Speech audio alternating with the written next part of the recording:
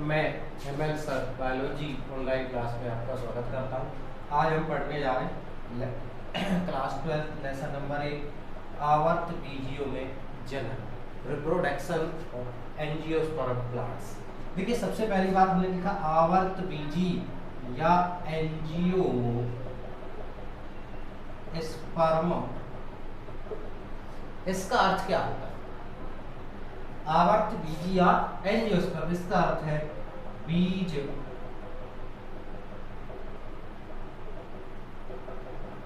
ढके हुए। बीज कैसे हैं? ढके हुए, अर्थात बीजों के चारों ओर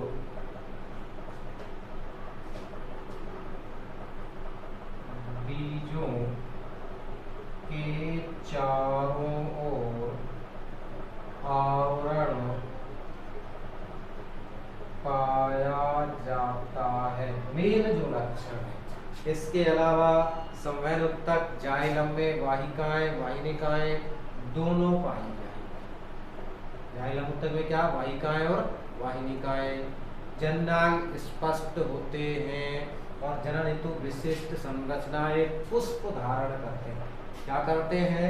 पुष्प धारण, इसलिए इनको पुष्पीय पादप क्या कहते हैं?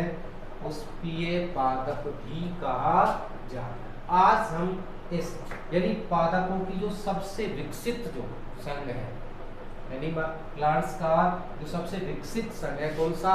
एंजियोस्पर्म प्लांट्स, उनमें होने वाले जनन को पढ़े। किसका अध्ययन करेंगे? आवर्त बीजियों में जनन। सबसे पहले बात करते हैं जनन या रिप्रोडक्शन क्या होता है।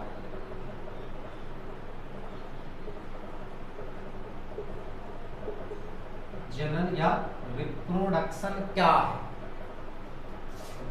देखिए सजीवों द्वारा अपने समान संतति उत्पन्न करना। सजीवों द्वारा अपने समान संतति, संतति का मतलब संतान, उत्पन्न करना जनन कहलाता है। जनन क्या है? सजीवों द्वारा अपने समान संतति उत्पन्न करने की प्रक्रिया रिप्रोडक्शन कहलाती है। अब बात करें जनन की आवश्यकता क्या है। जनन की आवश्यकता सभी सजीव, चाहे वो जंतु हो चाहे वो पादप हो, जनन सभी में होता है। क्यों? प्रत्येक सजीव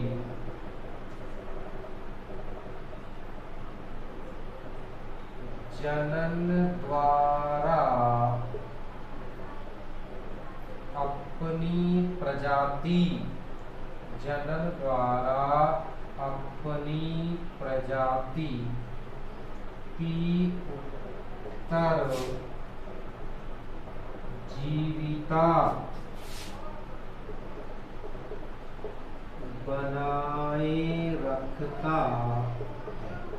यानी जनन की जो महत्वपूर्ण आवश्यकता है वो क्या है? प्रत्येक सजीव जनन करता है और क्यों करता है? अपनी प्रजाति यानी उसकी जो जाति है उसकी उत्तरजीविता है। उत्तरजीविता का मतलब क्या है? निरंतरता। उत्तर से क्या है? लगा। देखिए यदि कोई भी सजीव है, कोई भी सजीव प्रजाति यदि वो जनन करना बंद कर दे, उसमें क्या हो जाए? जनन बंद हो जाए तो निश्चित कुछ समय बाद वो जाति विलुप्त हो जाएगी। जनन करना बंद कर दें तो क्या हो जाएगी? जाति विलुप्त हो जाएगी। लेकिन जनन के द्वारा ही उस कोई भी प्रजाति उसकी उत्तरजीविता बहुत लंबे समय तक पृथ्वी पर या ब्रह्मांड में बनी रहती। एक मेन कारण तो इसके अलावा देखिए वातावरण जो है, पर्यावरण, उसकी परिस्थितियां परिवर्तित होते रहती हैं। पर्यावरण अनुकूलन हमेशा बदलते रहते हैं। इसलिए अपने आप को पर्यावरण के अनुकूलित करने के लिए जनन द्वारा प्रजाति में नए लक्षणों का विकास होता है, धीरे धीरे क्या है, नए लक्षणों का विकास, जिससे वो अपने आप को पर्यावरण के अधिक अनुकूल बनाए रखें। जनन की मेन जो तो क्या है आवश्यकता, प्रजाति की उत्तरजीविता बनाए रखना। अब बात है जनन के प्रकार। इसके प्रकार कितने, दो प्रकार का है इनमें। एक कौन सा है, अलैंगिक जनन। कौन सा, अलैंगिक जनन, एसेक्सुअल। और दूसरा होता है लैंगिक अर्थात सेक्सुअल रिप्रोडक्शन। यानी जनन है क्या चीज, सजीवों द्वारा अपने समान संतति उत्पन्न करना। क्यों करते हैं, अपनी प्रजाति की उत्तरजीविता बनाए रखने के लिए। प्रकार कौन कौन से हैं, अलैंगिक जनन यानी एसेक्सुअल, और दूसरा क्या है, लैंगिक जनन। पहले हम बात करेंगे कौन से की, एसेक्सुअल रिप्रोडक्शन यानी अलैंगिक जनन।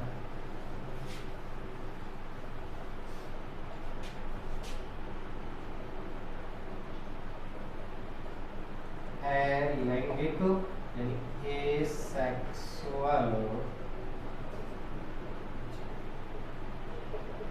की, ठीक, अलैंगिक, ए माने नहीं, ए का अर्थ क्या है यहाँ पे, नहीं।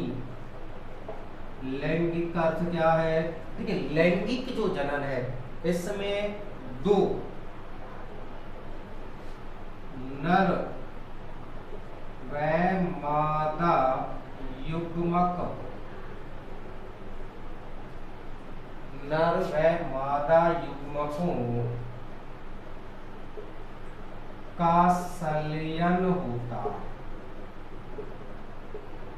क्या होता है, नर व मादा युग्मकों का संलयन होता है। दूसरा निषेचन, संलयन की तरह से क्या है, उसे निषेचन कहते हैं। संलयन को क्या कहेंगे, निषेचन।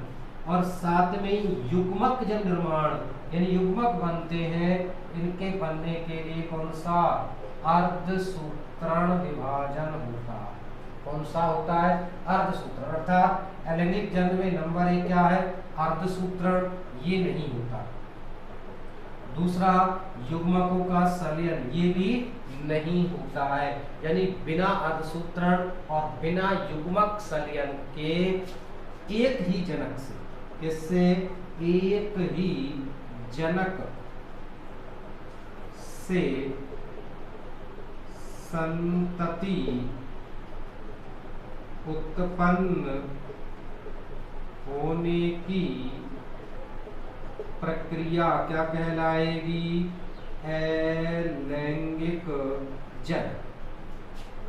अलैंगिक जनन जो कैसी है, एक ही जनक, यानी कि दो, एक नर है और एक मादा, दो है, नर और मादा युग्मक है, तो जनक भी कितने, दो हो गए, एक नर ये जनक हो गया, एक मादा जनक, किसमें, लैंगिक रिप्रोडक्शन में। लेकिन अलैंगिक जो जनन है उसमें एक ही जनक जो होता है वो केवल और केवल एक ही जनकीय संतान है। अलैंगिक जनन में अर्थात एक जनक द्वारा बिना अर्धसूत्रण बिना युग्मक संलयन के संतति उत्पन्न होने की प्रक्रिया को अलैंगिक जनन कहते। बात समझ में, अलैंगिक जनन का मतलब एक जनक है, ठीक। अब बात यह थी कि अर्धसूत्रण और युग्मक क्या है। अर्धसूत्रण का मतलब है जो, जैसे ये कोशिका है, क्या है, कोशिका, इसका ये केंद्रक, और मैं कह रहा हूं ये क्या है, 2n। इसमें गुणसूत्रों की संख्या हमेशा, केंद्रक के अंदर जो गुणसूत्र होते हैं वो कितने होते हैं, 2n। जैसे गेहूं है, क्या है, तो गेहूं में टोटल जो क्रोमोसोम्स है कितने, 42, और ये कैसे 21 जोड़े में होते हैं। कैसे होंगे, 21 जोड़े में। तो जब अर्धसूत्री होता है, कौन सा, मियोसिस, मियोसिस डिवीजन होता है, तो इस एक से दो कोशिकाएं यानी दो पुत्री कोशिकाएं बनती हैं। मियोसिस फर्स्ट है, कितनी बनेगी, दो पुत्री कोशिकाएं, और इनमें जो गुणसूत्र होते हैं, अर्थात जो 21 जोड़े हैं, जोड़े का 21 जोड़े, जोड़े जो बने, प्रत्येक जोड़े में से एक एक गुणसूत्र, यानी 21 गुणसूत्र इसमें और 21 गुणसूत्र इसमें, यानी 42 के आधे आधे 21 रह गए। और ये जो गुणसूत्रों का डिवाइडेशन होता है, ये जो ऐसे ये जोड़ा है, इस एक जोड़े में से एक गुणसूत्र इस कोशिका में गया तो दूसरा इसमें गया। ऐसा नहीं है कि 21 जोड़े हैं, कोई सा जोड़ा का जोड़ा किसी में जा रहा है। भाई 21 में से 10 21 जोड़े हैं, 21 में से 20 जोड़े, 10 जोड़े इसमें चले गए, 10 जोड़े इसमें चले गए और एक जोड़ा आधा हो गया। ऐसा नहीं है, टोटल जितने भी जोड़े होते हैं, प्रत्येक जो जोड़ा है, प्रत्येक जो समजात गुणसूत्रों का जोड़ा है, उसमें से एक गुणसूत्र इस कोशिका में जाता है तो दूसरा इसमें जाता है। ये इस प्रकार से अर्धसूत्रण होता है। कब? युग्मक निर्माण के समय। इसलिए जो आवर्त बीजी जो है, आवर्त बीजी में पीढ़ी एकांतरण क्या होता है? पीढ़ी एकांतरण। अर्थात देखिए दो चीज, एक तो है 2n और एक पीढ़ी कौन सी? वही n। 2n जो है इसको कहते हैं स्पोरोफाइट, स्पोरोफाइट या बीजाणु उद्भिद, और इसको कहते हैं गेमेटोफाइट, गेमेटोफाइट या युग्म उद्भिद। ऐसे आवर्त बीजी पादपों में स्पोरोफाइट देखिए 2n थी, लेकिन जैसे मियोसिस हो गया तो n वाली आ गई। इसमें ये जो बीजाणु उद्भिद है कैसी है? विकसित है। इस प्रकार की है, विकसित है, स्वतंत्र जीवी है, विकसित स्वतंत्र जीवी और जड़ तना पत्ती में विभेदित है। आप जितने भी अपने आसपास पेड़ पौधे देख रहे हैं, ये सब आवर्त, जिनमें पुष्प आ रहे हैं सभी क्या है? आवर्त बीजियों की कौन सी? स्पोरोफाइट्स, यानी द्विगुणित। क्या कहेंगे इसको? गुणसूत्र कैसे होते हैं इसमें? द्विगुणित अर्थात जोड़े में होते हैं। डिप्लोइड, द्विगुणित का मतलब क्या है? डिप्लोइड। जबकि ये पीढ़ी कैसी है? हैप्लोइड। इसमें गुणसूत्र हमेशा कैसे? जोड़े में होते हैं और ये विकसित है, स्वतंत्र जीवी है, जड़ तना पत्ती में विभेदित होती है। जबकि जो गेमेटोफाइट्स यानी युग्मकोद्भिद है वो कैसी? हैप्लोइड है, अगुणित है। इसमें गुणसूत्र, इसमें 2n है तो इसमें कैसे है? n है। और ये अल्पजीवी है, कैसी है? अल्पजीवी है, आश्रित है। ये इस बीजाणु उद्भिद के ऊपर ही आश्रित रहते। इस प्रकार से जो युग्मक बनते हैं, परागकण बनेंगे या मादा युग्मकोद्भिद बनेगा, ये सब फिर निषेचन होगा। निषेचन के बाद भ्रूण और भ्रूणकोश बनता है, फिर बीज बनता है। तब तक बीज बनने, बीज और फल बनने तक ये 2n यानी द्विगुणित पीढ़ी पर ही आश्रित होते हैं। इसलिए यहाँ पीढ़ी जो एकांतरण है द्विगुणित कैसी है? विकसित स्वतंत्र जीवी, जड़ तना पत्ती विभेदित है। और ये कैसी है? अल्पजीवी है और आश्रित है किसके ऊपर? बीजाणु उद्भिद के ऊपर। तो यहाँ इस प्रकार का पीढ़ी एकांतरण किसमें? आवर्त बीजों में पाया जाता है। अब जनन की हम बात करते हैं, जनन में से देखिए दो प्रक्रियाएं, एक तो कौन सी? मियोसिस। इस प्रकार से अर्धसूत्रण ये क्या बन गए? गैमीट्स यानी युग्मक बन गए। युग्मक जो होते हैं हमेशा कैसे होते हैं? n अगुणित होते हैं। ये जो युग्मक बने, एक पौधे का नर युग्मक दूसरे पौधे के मादा युग्मक या एक ही पुष्प या भिन्न भिन्न पुष्पों के मध्य या एक ही पुष्पों में, ये आगे हम पढ़ेंगे कि स्वयं परागण, पर परागण की प्रक्रियाएं कैसे होती हैं। तो दो भिन्न युग्मक, एक नर युग्मक और एक मादा युग्मक, दोनों कैसे? अगुणित हैं, आपस में संलिग्ध निषेचित होते हैं, तब जाके वापस 2n पीढ़ी बनती है। तो वो जो 2n बनी है वो काम इस अलैंगिक जनन में नहीं होता। ना तो युग्मक बनते हैं ना ही अर्धसूत्रण होता है, केवल सीधे एक जनक से ही संतानें उत्पन्न हो जाती हैं। इसे कहते हैं अलैंगिक जनन, एसेक्सुअल रिप्रोडक्शन। अब देखिए अलैंगिक जनन का महत्व क्या है? अलैंगिक जनन का क्या महत्व है? देखिए पहले मैंने इसने कहा एक जनकीय संतान है। कैसी है? एक जनकीय संतान। अर्थात इसमें अंतर क्या, फायदा क्या होगा, संतति जो है पूर्ण रूप से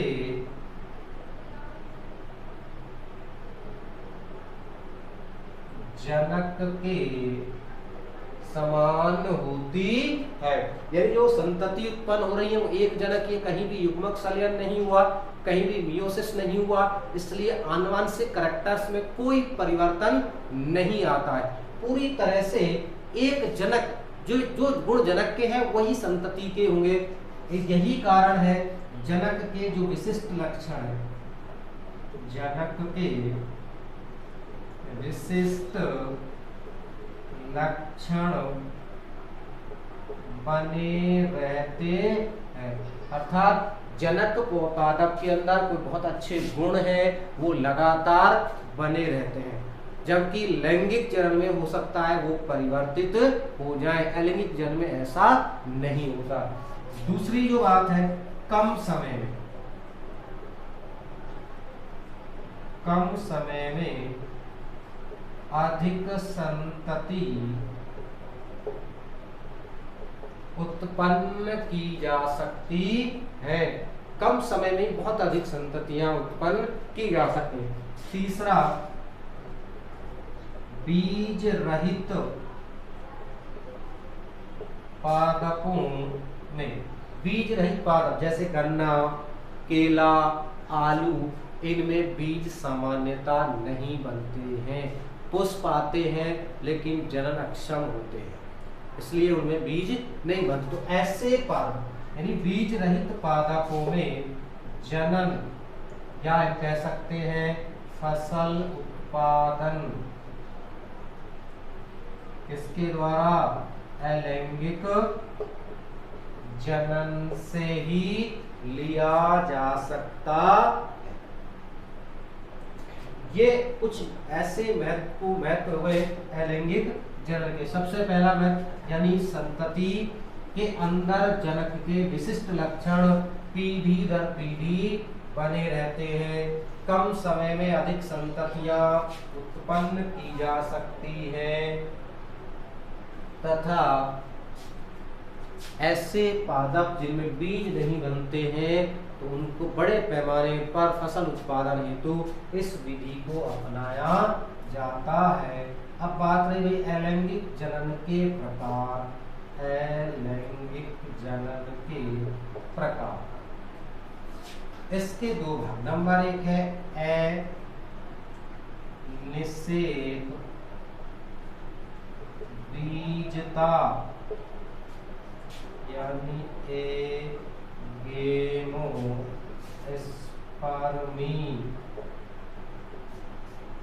और दूसरा है कायिक प्रवर्धन अर्थात वेजिटेटिव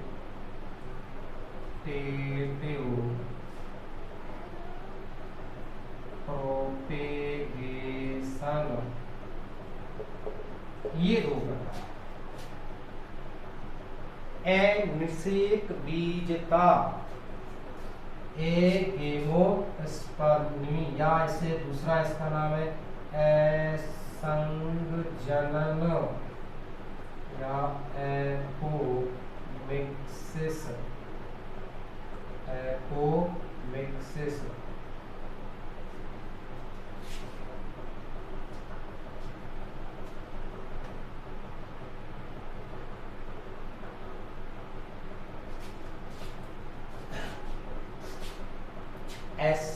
असंगजनन या एपोमिक्स। देख ए का वही अर्थ, ए का मतलब नहीं, गेमो माने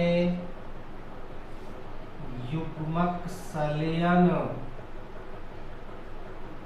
युग्मक संलयन या निषेचन। स्पर्मी माने बीज, यानी इसमें देखिए बीज बनते, क्या है, बीज बनते हैं, बीज तो बन रहे हैं लेकिन कैसे, बिना युग्मक संलयन के बीज बनते हैं, किसके, बिना युग्मक सलयन, बिना युग्मक सलयन के जो बीज बन रहे हैं इन्हें क्या कहते हैं? अनिषेक बीजता। ये सामान्यता इसमें अंगूर, पपीता इत्यादि में पाई जाती है। या फिर जो सिट्रस, खट्टे जो फल वाले फल, क्या कह सकते हैं? खट्टे फल पादप, इनमें एपोमिक्सिस सामान्य रूप से पाई जाती। दूसरा है कायिक प्रवर्धन। क्या है? कायिक प्रवर्धन। यहाँ बीज बन रहे हैं, लेकिन यहाँ बीज नहीं बनते। यहाँ क्या है? पौधे के किसी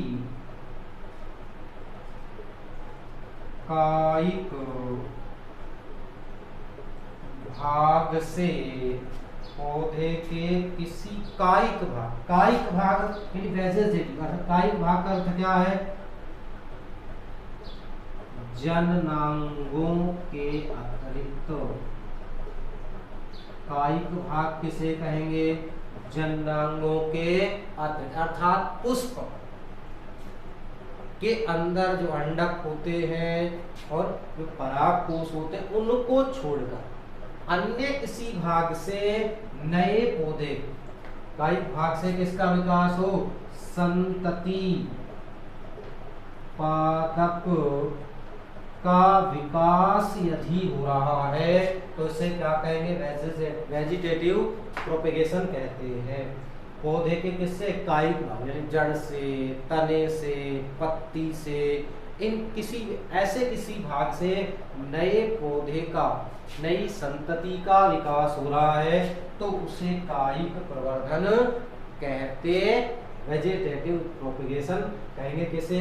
जननांगों के अर्थात पौधे के कायिक भाग से संतति का विकास होना। कायिक प्रवर्धन किस भाग से हो रहा है? पौधे के किस भाग से कायिक प्रवर्धन हो रहा है, इसके आधार पर इसे विभिन्न भागों में बांटा गया है। नंबर 1 है तने द्वारा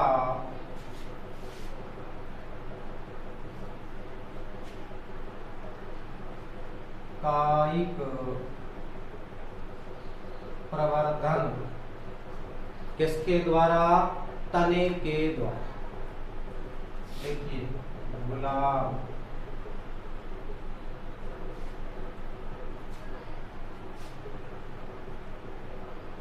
नींबू इत्यादि में क्या लगाते हैं? तने की कर्तन। क्या लगाते? तने की कर्तन से, ऊर्ध्वाधर से। इनमें देखिए किस प्रकार से कायिक परिवर्तन, कायिक प्रवर्धन। अब यहाँ पहले कायिक प्रवर्धन की बात करेंगे प्राकृतिक रूप से। कैसे? प्राकृतिक रूप से। उसके बाद बात करेंगे कृत्रिम रूप से। पहले मैं बात कर रहा हूँ किससे? प्राकृतिक रूप से। प्राकृतिक रूप से कौन कौन से तने हैं जिनसे कायिक प्रवर्धन होता है? इसे नंबर 1 है प्रकंद, नंबर 2 कंद, नंबर 3 सल्ककंद, नंबर 4 घनकंद। ये सब कैसे हैं? भूमिगत तने। कैसे हैं? भूमिगत तने। दूसरे हैं कौन से? देखिए ऊपरी भूविस्तारी, दूसरा है अंतः भूविस्तारी और तीसरा है भूविस्तारी। ये तीनों तने कैसे हैं? वायुवीय। इस प्रकार के हैं वायवीय। इनमें किस प्रकार से, उदाहरण है प्रकंद का हल्दी, अदरक कंद का है आलू, सलकंद का प्याज लहसुन, घनकंद का अरबी।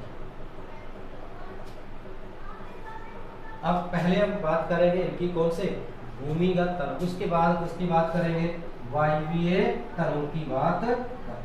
अब देखिए भूमिगत तने,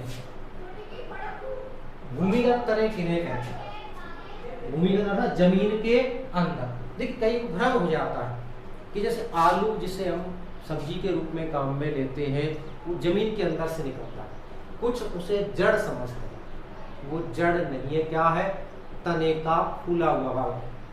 भूमिगत तना है, जमीन के अंदर वाला तने का हिस्सा है और उसमें भोजन संचयित होने के कारण यानी स्टार्च संचलन के कारण वो फूल जाता है। अब बात में जमीन के अंदर है तो जमीन के अंदर तो जड़ होनी चाहिए, एक सामान्य धारणा है। लेकिन फिर भी आलू को हम तना, ऐसी प्रकार से हल्दी है, प्याज है, अरबी है, ये सब जमीन के अंदर है, लेकिन फिर भी हम इसको क्या कह रहे हैं, तना कह रहे हैं। क्या कह रहे हैं इसे, तने द्वारा, मैंने हेडिंग डाली तने द्वारा। इस कौन से, भूमिगत तने, जमीन के अंदर होते हुए हम क्या कह रहे हैं इसको, तने। तो तने और जड़ में अंतर क्या है, देखिए तने की जो पहचान, मेन जो पहचान है, परसंधियां,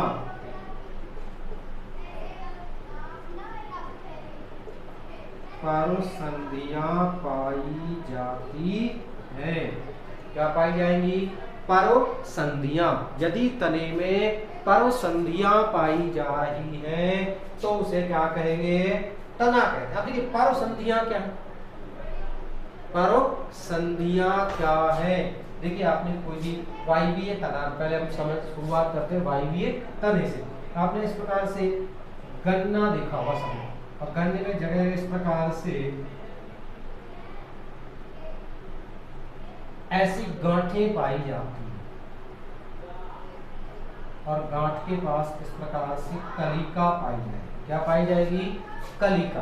तो ये जो क्या है, दो संधि, इसे कहते हैं परसंधि। ये क्या है, परसंधि कहलाती है। इस परसंधि से ही क्या निकलती हैं, शाखाएं, शाखाएं निकलेंगी अथवा पत्तियां। ऐसा नहीं कहीं से निकल जाए, कभी भी शाखा या पत्ती यहां से नहीं निकल सकती, केवल किससे निकलेगी, इन गांठ, परसंधियां, यानी क्या कहते हैं आम बोलचाल में गांठ भी कह सकते हैं। इन्हीं से शाखा और पत्तियां निकलती। यदि किसी भाग पर ये उपस्थित है तो क्या कहलाएगा, तना। अब जैसे देखिए आलू है,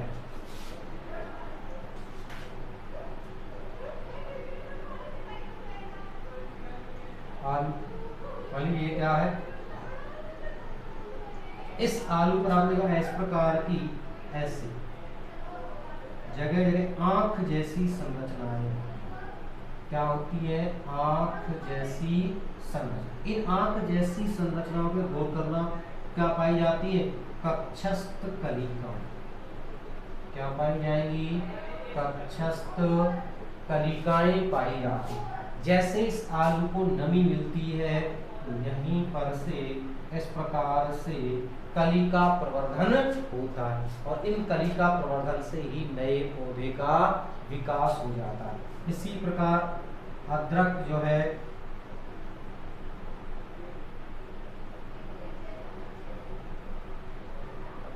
अदरक पर आप ऐसी लाइन लाइन देख रहे हैं, ऐसी गहरी सी आपने जगह जगह लाइनें देखी होंगी। इन लाइनों पर यहीं से क्या है, कलिका विकास होता है। इसका विकास हो जाएगा कलिका का। ये क्या प्रकंद है, इन्हें क्या कहेंगे, प्रकंद। इसको क्या कहेंगे, कंद। नेक्स्ट है प्याज या लहसुन। प्याज या लहसुन में जो तना होता है इस प्रकार से तस्त्री के आकार का, डिस्क के आकार का है और हासित तना होता है। इस प्रकार का हासित तना, हासित जो तना है, यहाँ से इसमें से अपस्थानिक मूल्स निकलेंगे। क्या निकलेंगी, अपस्थानिक मूल्स। और यहाँ इस प्रकार से इसमें से क्या है, पत्तियां निकलती हैं।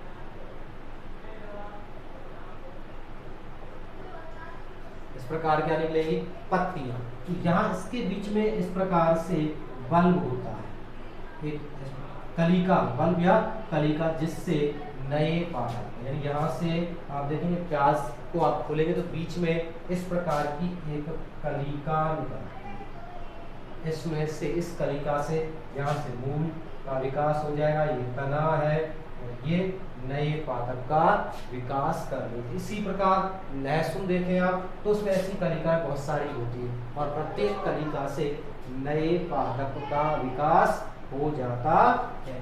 अब इसी प्रकार अरबी जो है, अरबी में भी जगह क्या होती है, कलिकाएं विकसित होने, क्योंकि इसमें भी क्या है, पर्वसंधि पाई जाती है। पर्वसंधियां जो पाई जा रही है वहां से नई कलिका विकसित होकर नए पादप यानी नए संतति पादप का विकास करती है। इस प्रकार से कुछ ऐसे भूमिगत तने हैं जिनमें प्राकृतिक रूप से कायिक जनन द्वारा इसका नए संतति पादप का विकास होता है। जैसे जिसमें प्रकंद का उदाहरण है हल्दी, अदरक, कंद का आलू, सलकंद का प्याज, लहसुन, घनकंद का इत्यादि। ये तो किसके है, भूमिगत तने की।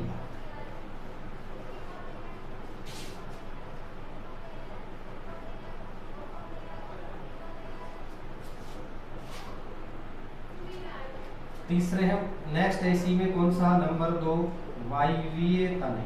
कौन से, वायवीय तने। वायवीय तने देखिए, नंबर 1 हम बात करेंगे इसकी ऊपरी भूस्तरी। ऊपरी भूस्तरी, ये जो तने हैं ये कैसे, भूमि पर लेटे हुए समांतर गति करते हैं और पर्व संधियों से अपस्थानिक मूल व पत्तियां विकसित होती हैं। जैसे देखिए दूब घास,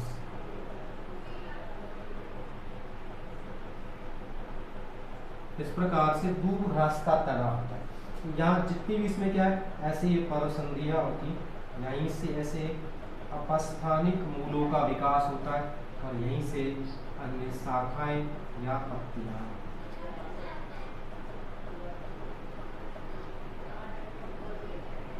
इस प्रकार से क्या निकलेगी, यहाँ से शाखाएं या पत्ती। ये कैसे, भूमि के बराबर समांतर लेटे हुए गति करते हैं। कौन से, ऊपरी भूस्तरी।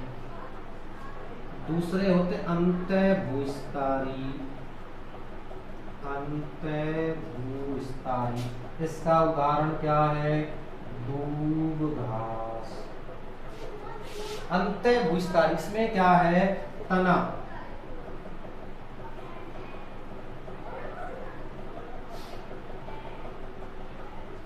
कुछ दूरी तक भूमिगत वृद्धि करके वायवीय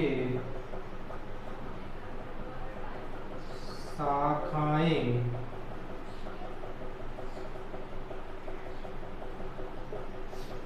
विकसित करता है। जैसे पुदीना, जिसमें क्या है, जैसे ये मिट्टी की एरिया है, इसके अंदर ऐसे कुछ दूर भूमिगत वृद्धि करेगा।